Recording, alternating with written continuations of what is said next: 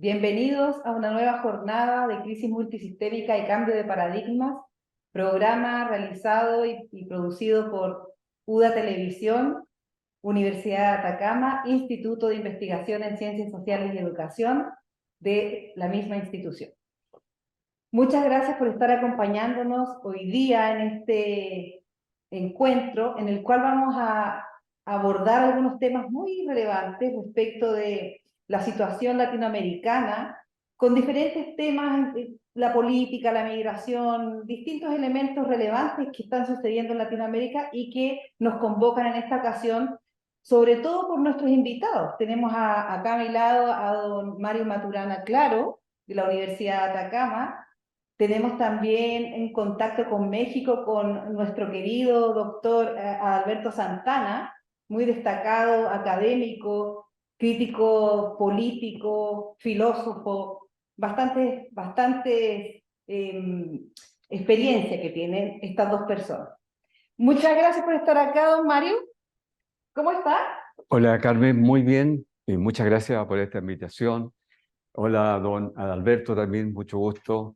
Igualmente. Qué importante que conversemos desde la televisión de la universidad con nuestras comunidades y con un invitado tan importante como es don Adalberto Santana. Bueno, yo soy Mario Maturana, soy académico de esta universidad hace muchos años, soy académico de la Facultad de Ciencias Jurídicas y Sociales, donde me dedico especialmente a un programa que creamos el año 2019 que se llama Gobernanza Política y Gestión Pública, del cual seguramente vamos a hablar después.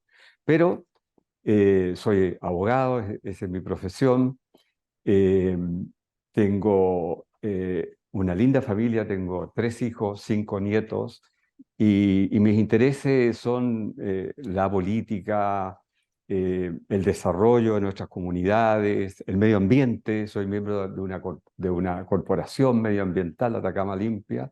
Interesante. Sí, y en el orden personal, bueno, practico yoga, soy instructor de meditación budista y practico meditación permanentemente, así que por ahí van mis intereses, fuera de mis intereses académicos y de ciudadano de esta ciudad y de esta región.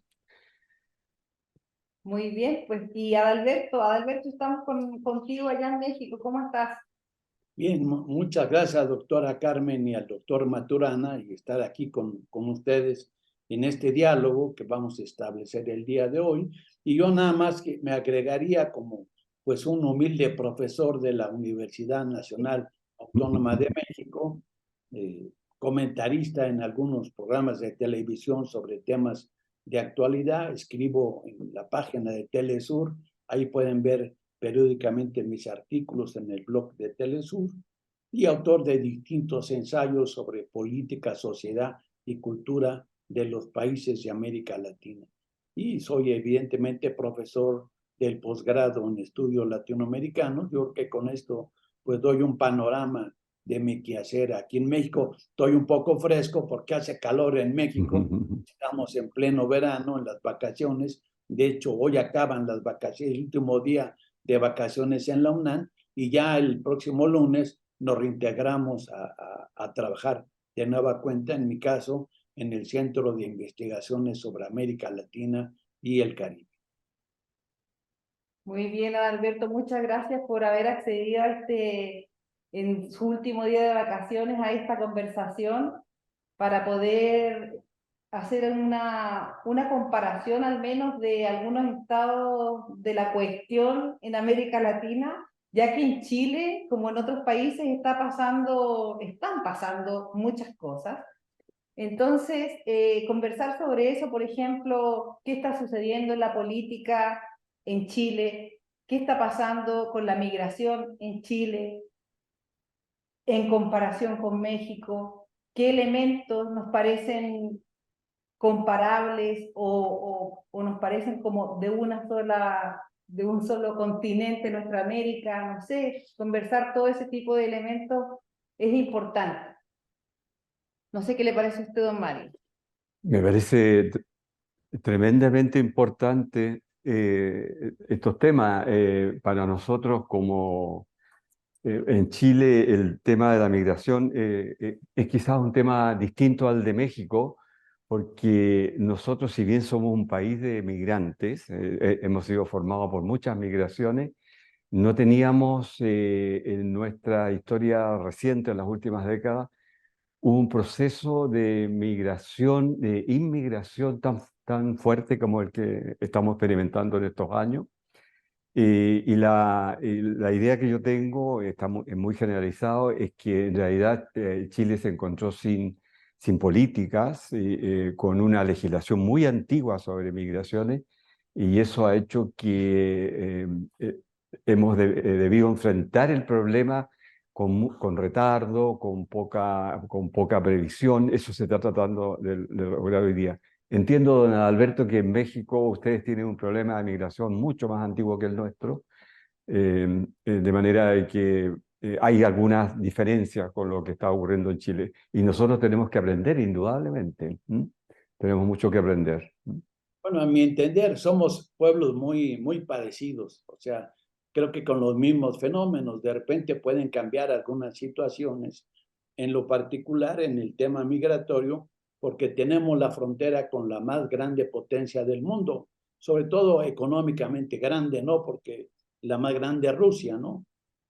Pero económicamente, bueno, ya que va en decaída, es los Estados Unidos, y entonces tenemos una frontera con esa nación que, entre otras cosas, nos robó la mitad, más de la mitad del territorio en la guerra del 47, y hemos tenido, quizá más que Chile, más migraciones que Chile, ¿no? Y bueno, toda América hemos tenido migraciones, porque los únicos pueblos originarios de esta América, pues son las antiguas, lo que llamaba Simón Bolívar, los legítimos propietarios de estas tierras. Aquí en México, pues estamos muy enterados de lo que pasa en Chile, por ejemplo, de la represión que han sufrido los pueblos originarios allá en Chile, particularmente en el sur de su territorio. Los mapuches, que es una demanda hoy que han invadido su territorio por más de 500 años, igual que en México, donde pues muchas comunidades indígenas de los pueblos originarios, pues y en general en Brasil, en Centroamérica, casi en todos los territorios, pues estos pobladores originarios se han visto afectados. Y máxime con estos procesos migratorios que llegan ya sean de Europa, del viejo, o llegaron del viejo mundo, o llegaron de África también, y generaron lo que Darcy Rivero llamaban los pueblos nuevos, o sea, que hoy son los mayoritarios de estos pueblos mestizos que predominan en Chile y en México, ¿no?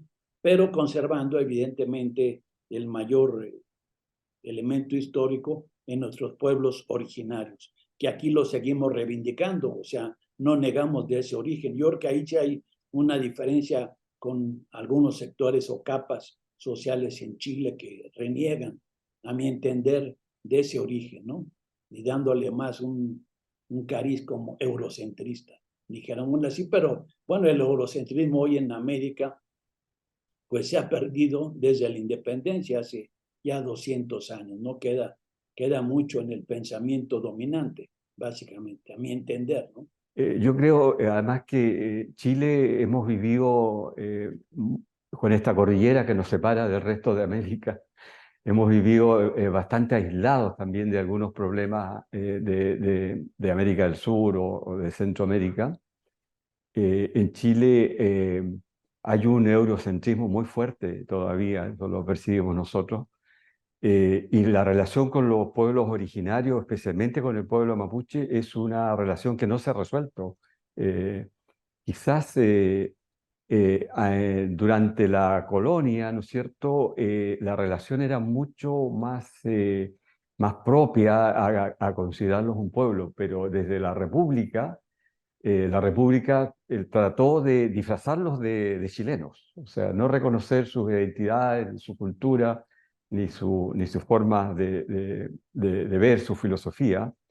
Y esa es una cuestión que ha subsistido a través de más de 200 años de la República y que todavía lo tenemos como un problema. Los procesos constitucionales, don Alberto, y como todos los televidentes saben, que Chile ha sufrido, y digo ha sufrido, porque podría decir ha experimentado mejor, a lo mejor, pero el primer proceso, la Convención Constitucional del año pasado, constituyente, al cual yo fui candidato y no salí electo, que saqué muchos votos, sí. El problema de los pueblos originarios trató de resolverlo de un modo muy decidido que generó, entre otras cosas, rechazo al proyecto. Un gran rechazo mayoritario. Una de las causas del rechazo es la forma como el proyecto de constitución consideró a los pueblos originarios, los consideró como estados, naciones. Entonces fue hacia un extremo que en Chile nunca se había consensuado. Ahora estamos en un nuevo proceso. Tenemos una comisión constituyente para diferenciarla de la Convención Constitucional del año pasado, donde el tema entiendo yo que se está tratando, pero mi impresión es que se está tratando de una manera muy débil. No se están sentando derechamente. Ahora, está el convenio 169 que Chile suscribió hace algunos años de la OIT y que nos obliga, porque los convenios aprobados por el país son normas internas, a un tratamiento distinto a los pueblos originarios.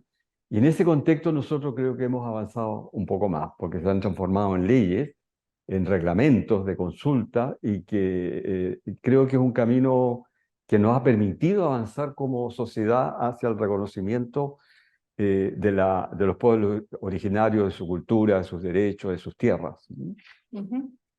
Es decir, que estamos en el camino, en un proceso de reconocimiento, Adalberto. Estamos como un poco comenzando con este tipo de procesos, ¿cierto? Ahora vamos a ir a una pausa y regresamos con estos temas para retomar pueblos originarios, migración, política.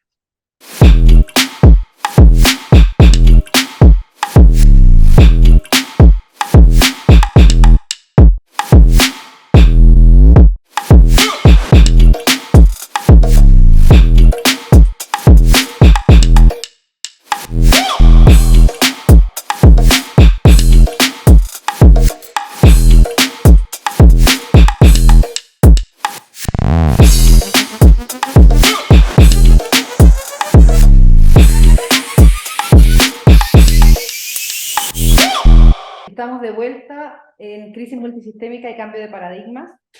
Estábamos conversando recién sobre la migración y sobre algunos elementos relevantes de esto, Adalberto.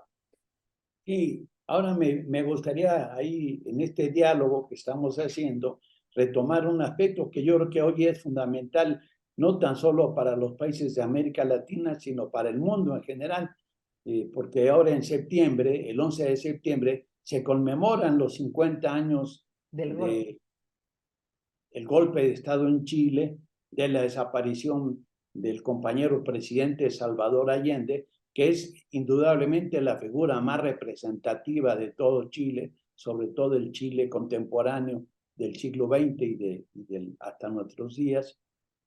Y en diversos países del mundo, pues esto tiene mucha referencia con la perspectiva de la nueva democracia que hoy se está viviendo en los países de América Latina y del mundo.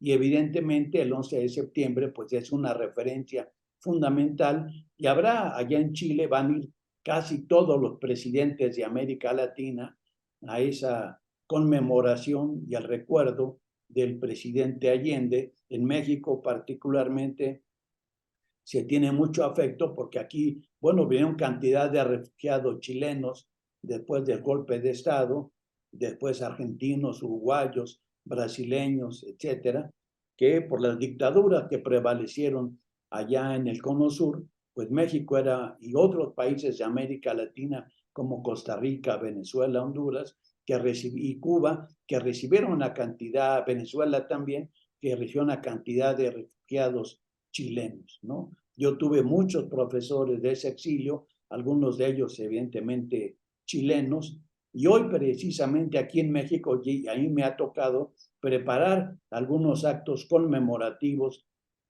para esa efemérides tan importante para los pueblos latinoamericanos. Esto lo traigo a reflexión porque, bueno, hoy la democracia en Chile pues ha retomado de nueva cuenta el ejemplo de otros países latinoamericanos, en lo particular en el caso mexicano, que no hemos vivido más que al inicio del siglo XX un golpe de Estado y nunca más hemos vivido esa situación. Otros países de la región pues sí lo han padecido más, como es en Argentina, Uruguay, Brasil, varios de Centroamérica, pero evidentemente ya en nuestra época del siglo XXI pues se vive una nueva democracia donde hay otros sectores sociales jóvenes que ingresan ahora a esta nueva participación y donde hay un abanico de opciones políticas, ¿no? Sin embargo, bueno, en este año de 2023, evidentemente lo que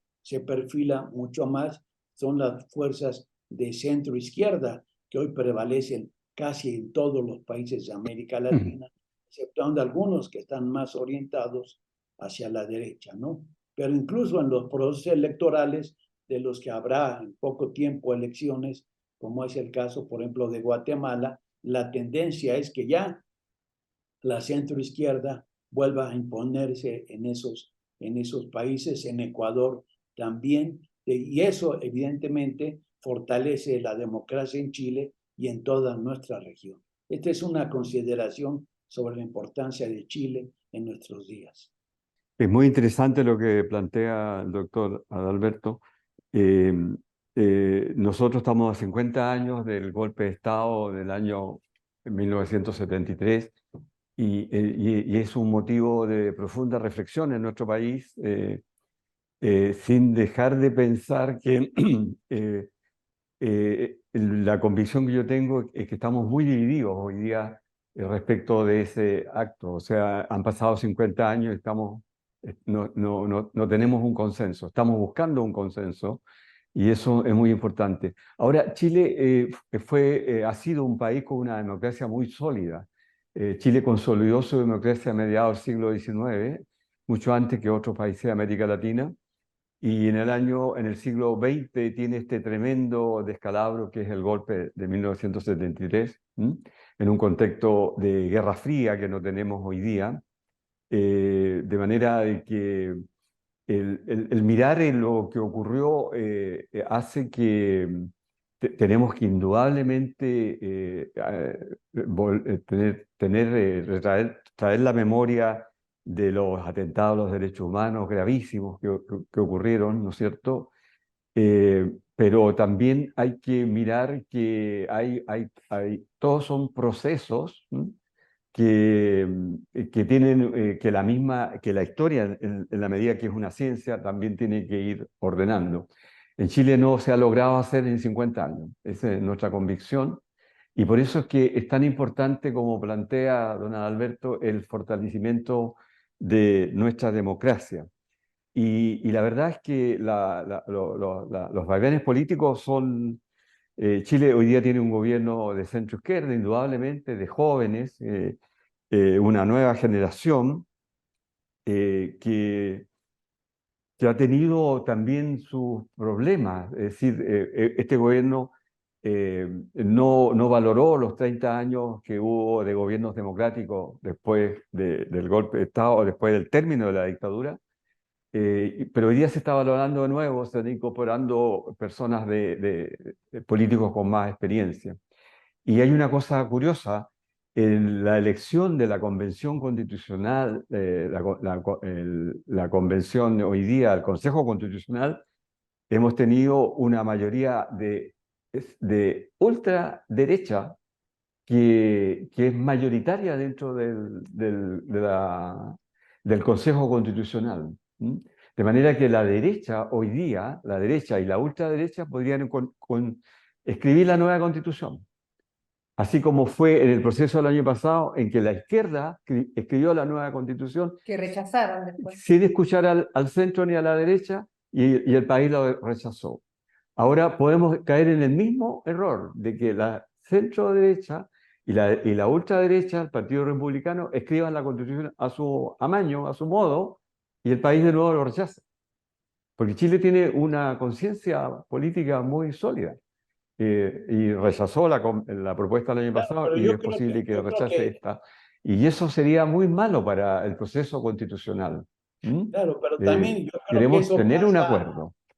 eso también pasa en nuestras democracias, ¿no? Estos vaivenes políticos que se están dando. Si lo analizamos, o sea, Chile no escapa a esa situación.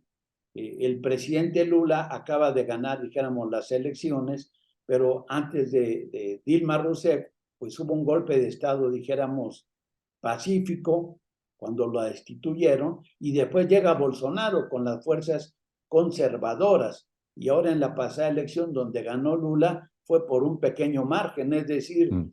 la democracia electoral o la democracia porque hay, a mi entender, hay muchas democracias. Aquí estamos hablando de las democracias de los partidos políticos, básicamente la democracia electoral, y eso implica pues una serie de vaivenes en algunos grupos o clases sociales que van cambiando muchas veces su voto de acuerdo a la coyuntura, a las preferencias, a los intereses que se van manifestando. Está el caso, digamos, de Chile, el caso del Ecuador también, que lo vamos a ver, y ahora recientemente con Guatemala, que de repente dejó a un lado a todos los partidos de la derecha y los dos que se van a enfrentar en el próximo 20 de agosto electoralmente son dos partidos, dijéramos, de la centroizquierda. Es decir, no encontramos una polarización, sino una aglutinación en estos bloques con estas orientaciones. Quizá en el Ecuador sí vamos a ver una mayor polarización, pero más que polarización, como dice el presidente López Obrador, es una politización realmente lo que ocurre en nuestros países y que eso es muy bueno porque eso es un debate de las ideas políticas, de los proyectos alternativos, de las distintas ideologías. Esa es parte de la vida democrática, a mi entender, ¿no?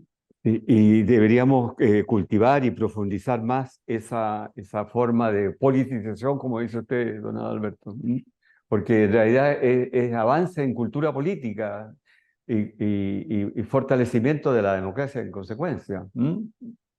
Claro, a mí me queda solamente una cuestión que creo que se ha mencionado mm, tangencialmente. La participación de los jóvenes ha bajado últimamente en Chile después del levantamiento, como que el entusiasmo o la motivación por participar, por educación cívica, por ser un ciudadano político, ha bajado y no sé si en Latinoamérica o en México es parecido.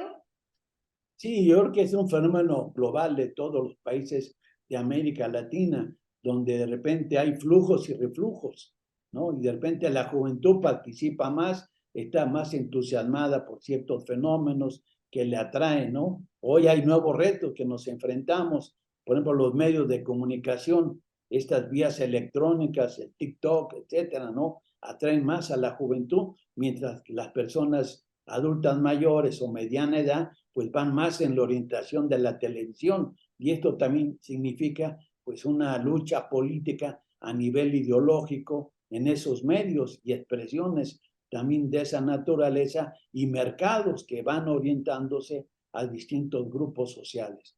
Pero también no toda la juventud está en las ciudades, hay mucha juventud que están en el campo, que están en medios urbanos marginados. El caso de Chile y México es muy común, donde hay un alto crecimiento de la pobreza. Bueno, casi en toda nuestra América Latina son pocos los países que no tienen un crecimiento grande de la pobreza. La mayoría tienen un alto índice de pobreza, ¿no? Escasamente algunos países, Costa Rica relativamente, ¿no? Uruguay relativamente, que no tienen esas contradicciones sociales, pero el resto de América Latina es muy común como países que somos del tercer mundo, también que hay que, o sea, países que viven en el subdesarrollo, por mucho que se argumente que hay modernidad para algunos que están dentro del mercado. Mm. Hay algunos que no están dentro del mercado y que son muchas veces la mayoría de nuestros pueblos, sea en Chile, en Perú, en México, ¿no? Bueno, esa es mi lectura que yo hago. No sé el profesor Maturana cómo lo vea. No, no hay duda. Sí, tenemos aumento de la pobreza en Chile. Eh, eh, la pandemia fue también un proyector de aumento de la pobreza. Eh, pero bueno, el actual gobierno indudablemente tiene una visión distinta y lo que se le ha criticado es que eh, queremos avanzar hacia un Estado social, ¿no es cierto? Un Estado social de derechos, donde el Estado tenga una acción más fuerte, pero también se plantea de que tenemos que tener los recursos, y los recursos, indudablemente, el sistema económico tiene que fortalecerse también para que produzca los recursos. En estos años del presidente Boric ha habido una gran disputa y no hay acuerdo sobre una reforma tributaria. ¿Mm? La reforma tributaria fue rechazada en el Congreso porque el presidente Boric no tiene mayoría en el Congreso. Fue rechazada y no se puede de nuevo presentar hasta un año. Se han estado haciendo acuerdos políticos para avanzar en eso y se está discutiendo intensamente el tema. ¿Mm? Pero ahora hay un absoluto acuerdo en nuestro país desde el punto de vista político transversal de que tenemos que ser un Estado social de derechos y no una economía, ¿no es cierto?, un Estado subsidiario como fuimos somos hasta hoy día. Tenemos que cambiar eso, pero necesitamos recursos para eso. Y yo creo que en Chile hay una gran discusión de estos temas. Chile tiene una capacidad de discutir en la prensa, en los medios, en las personas, estos temas. Y lo que me preocupa es lo que planteaba Carmen, de que de repente tenemos que a jóvenes que se restan o el sistema político o las instituciones políticas están muy desprestigiadas. ¿Mm? Las instituciones más desprestigiadas en nuestro país son las instituciones políticas, los partidos políticos, el Congreso y también órganos como el Poder Judicial. Entonces, hay un problema allí que tenemos que enfrentar. ¿Mm? Son muy complejos los problemas de nuestros países, no hay duda que donde uno mire. Vamos a ir a una pausa y regresamos enseguida.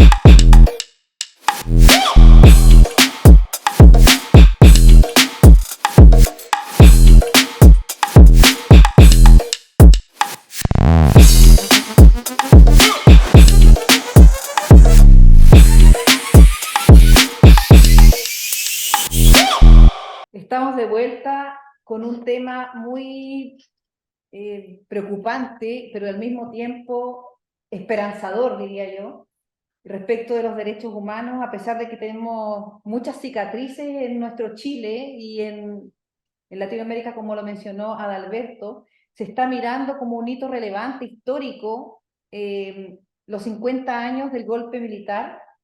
Y aquí en Atacama me gustaría que Mario nos mencionara cómo se está abordando, sobre todo desde su facultad jurídica, este tema de los derechos humanos. Bueno, desde el derecho, desde nuestra facultad, los derechos humanos en primer lugar se tratan como derechos, valga la redundancia, y se plantea como un gran aporte del derecho al funcionamiento de la sociedad, la concepción de derechos humanos, que tiene una larga tradición jurídica, pero que hoy día adquiere mucho más valor, y adquiere más valor en relación a los 50 años, porque en lo que hay consenso en nuestro país es que la dictadura militar significó profundas violaciones a los derechos humanos y en consecuencia esta expresión de nunca más hace que hoy día estemos institucionalmente como universidad ya en su más integridad, valorando destacando el valor del respeto a los derechos humanos. Y también en ese contexto el presidente Boric ha sido muy claro y en esa actitud ha sido, yo creo que está siendo apoyado por una mayoría en nuestro país cuando se han producido estas disputas, por ejemplo, sobre sus opiniones sobre Nicaragua o sobre Venezuela, y ha sido interpelado por otros presidentes de América Latina. Él ha dicho, bueno, los derechos humanos tienen que respetarse en todos los países, cualquiera sea el signo que tenga político el país. O sea, los derechos humanos están fuera de la política, son unas cuestiones, ¿no es cierto?, requisitos sustanciales para cualquier régimen político, los derechos humanos. Y en ese contexto, nosotros del país los valoramos. Se ha producido también otro tema, a lo mejor es otro tema, una discrepancia ahora en este viaje del presidente Boric, los presidentes a la CELAC en Europa, entre las opiniones del presidente Boric y el presidente Lula en relación con la invasión de Rusia a Ucrania. Y el presidente ha dicho, bueno, nosotros los derechos humanos en cualquier régimen, en cualquier país, cualquier signo político, los derechos humanos son más importantes.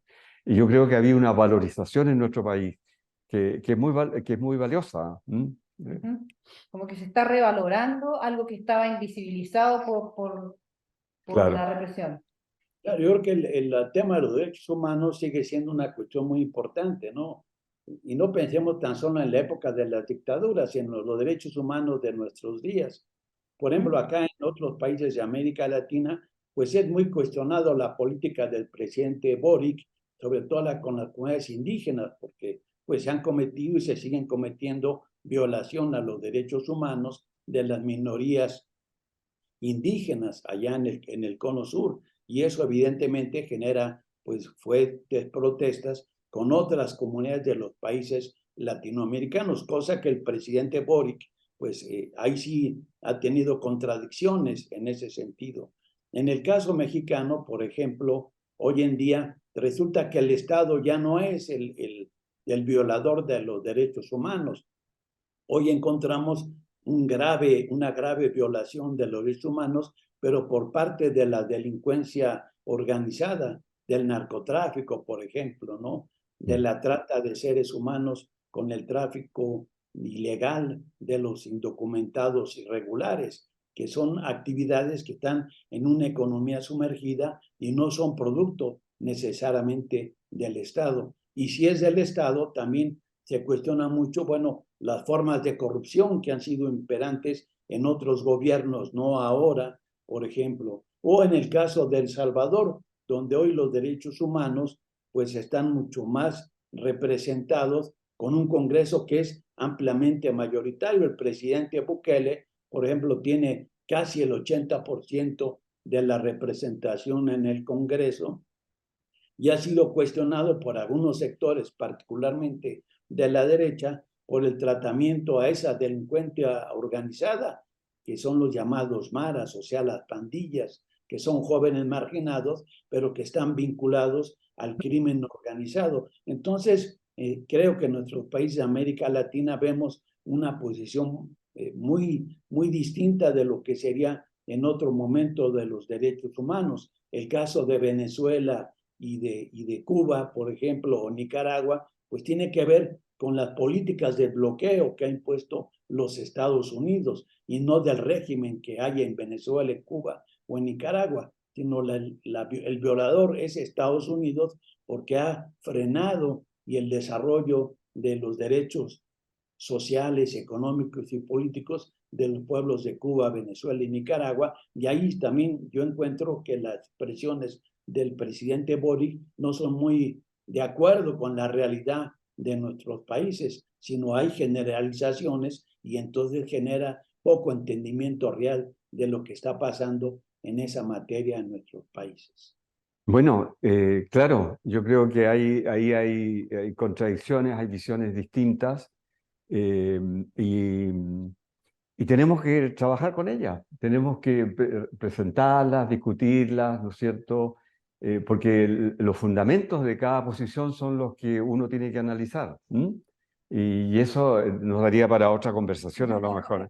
Por ejemplo, los migrantes que van a los Estados Unidos y donde pues encuentran que sus derechos pues no son reconocidos como migrantes en aquella economía. Allá se requiere mano de obra, van centroamericanos, mexicanos, que son la mayoría, también chilenos, brasileños, colombianos, venezolanos y de otras partes del mundo que atraviesan la frontera norte de México para entrar a los Estados Unidos. Y hay una serie de políticas violadoras de los derechos humanos, particularmente en estos días por los gobernadores de Texas y de Florida, en posiciones y en políticas tremendamente racistas. O sea, de repente encontramos que ha emergido el racismo, un racismo desmesurado, poniendo el muro de Berlín, ya lo trajeron y lo están construyendo en la frontera entre México y los Estados Unidos, incluso hasta con un muro flotante en el río Bravo para que no entren los miles de indocumentados que requieren por necesidades económicas, por estar huyendo de la delincuencia organizada, ir hacia los Estados Unidos y también para la reunificación familiar.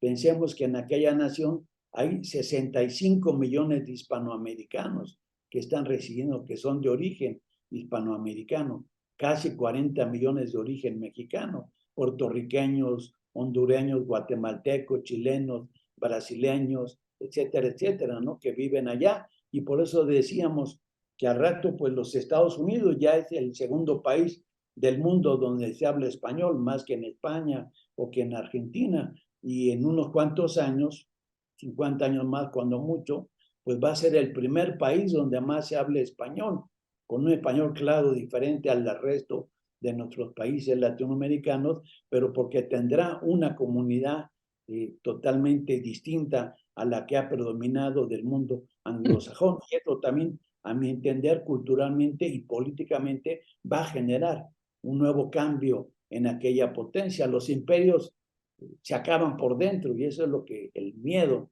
que hoy en día tienen los republicanos, Trump, el gobernador DeSantis de Florida, todo el sector republicano teme a esa avalancha que está ahí en la frontera norte de México. Yo creo, Adalberto, que tú has dado en un punto relevante que los indocumentados también son tratados como la persona que no tiene derechos, en el fondo. O sea, es como una doble mirada, porque también se habla mucho de violencia que se ha instalado en estos bordes marginales debido a la migración. Entonces hay como una doble lectura ahí que es relevante de analizar.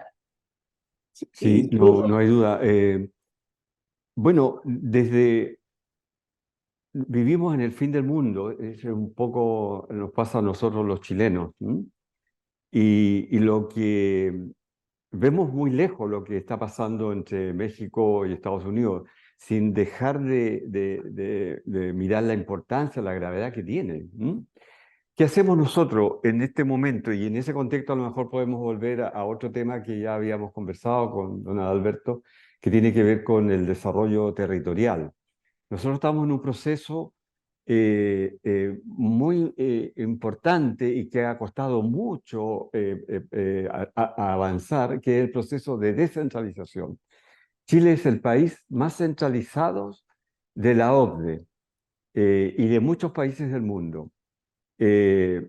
Chile a lo mejor tuvo una democracia en forma a mediados del siglo XIX, principio del siglo XX, básicamente porque era un poder central muy fuerte. Pero ese mismo poder central hoy día nos está ahogando. Chile no va a ser un país desarrollado si no se descentraliza. Ese es la eslogan de una fundación, Chile Descentralizado, 3 puntitos desarrollados, en la cual nosotros trabajamos asociados con la universidad. Y hay un contexto entonces de descentralización. Acabamos de elegir por primera vez en la historia a nuestros gobernadores. Nosotros teníamos hasta hace un año intendentes, al modo francés, intendentes nombrados por el presidente de la República, que administraban las regiones, nuestra región con políticas nacionales. y los problemas de salud, de educación, no se resolvían, porque desde el centro no tienen prioridad o son muy difíciles. Y ahora hemos elegido a un gobernador, primera vez en la historia de Chile, en que cada región está a cargo de un gobernador elegido democráticamente. Tenemos el gobernador y el consejo regional elegido. Y estamos tratando de desarrollar nuestras regiones y nuestras comunidades a partir de entregarle facultades de autogobierno, de que se hagan cargo de sus problemas y que tengan los recursos adecuados. Hay un proceso de transferencia de competencias desde los gobiernos centrales a los gobiernos regionales. Y con eso queremos impulsar el desarrollo, de manera de disminuir la pobreza significativamente e impedir que nuestros habitantes emigren. Emigración chilena hacia otros países hubo mucho hacia Argentina en décadas pasadas, pero hoy día no existe. Hoy día hay una inmigración de Argentina hacia Chile. Pero tenemos que resolver esos problemas y nos encontramos con problemas como los que hemos conversado. Por ejemplo, en las comunidades, no solo regionales, sino que en las grandes ciudades, en las zonas periféricas, tenemos drogas, tenemos bandas delictuales y drogas, tráfico de drogas, en la cual encontramos a muchos migrantes incorporados. Claro, porque es más fácil, no es tan fácil conseguir trabajo, entonces se van asociando. Y ese es un problema muy, muy grande que estamos tratando de resolver en Chile.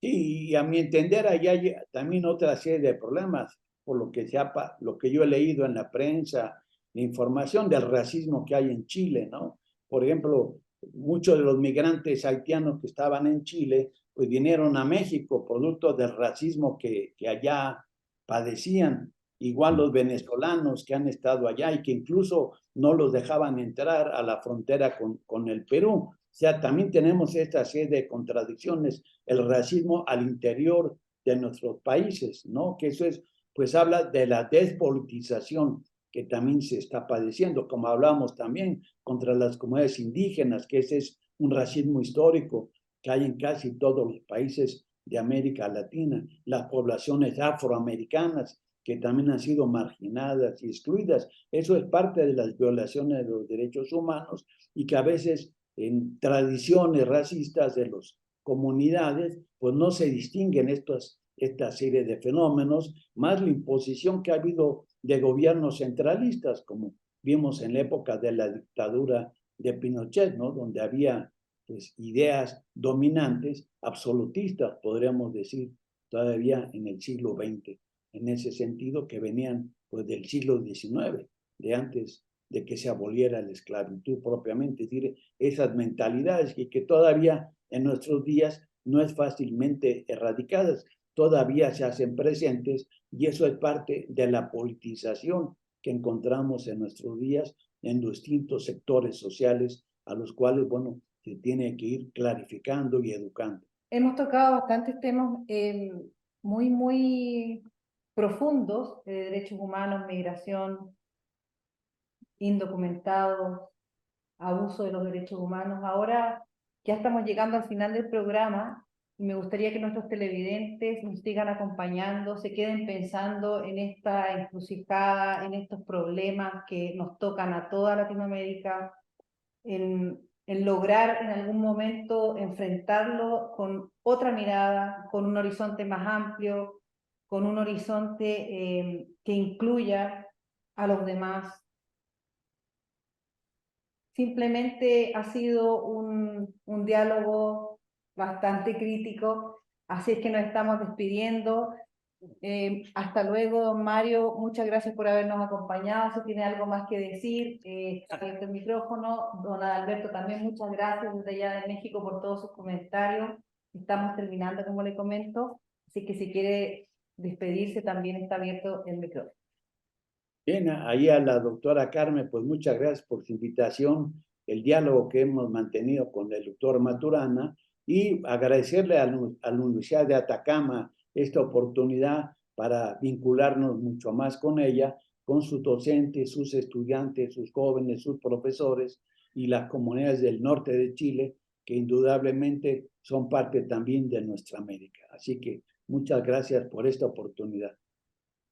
Mu- Muchas gracias, don Alberto. Para mí también ha sido un agrado esta conversación. Quiero reiterar los agradecimientos al canal por esta invitación y creo que es una circunstancia muy valiosa que conversemos sobre los problemas de América Latina desde un extremo al otro, ¿eh? Eso es muy importante porque también el territorio, la geografía, también no hemos hablado de ello, pero también influyen en estas cosas. Pero tener esta visión, esta posibilidad de conversar con usted, don Alberto, desde México y aquí desde Chile, yo creo que es una experiencia para mí muy interesante y muy valiosa. Y ha sido un gusto conocerlo. Lo va a conocer en persona Sí, porque lo va vamos a a venir tener en acá. septiembre, así que ahí vamos a estar en sus seminarios, en sus conversaciones, vamos a poder conversar con él durante una semana, así es que nos vamos a nutrir bastante de su conocimiento y de sus pensamientos.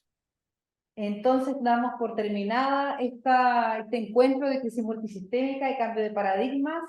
Síganos en UDA Televisión, Universidad de Atacama.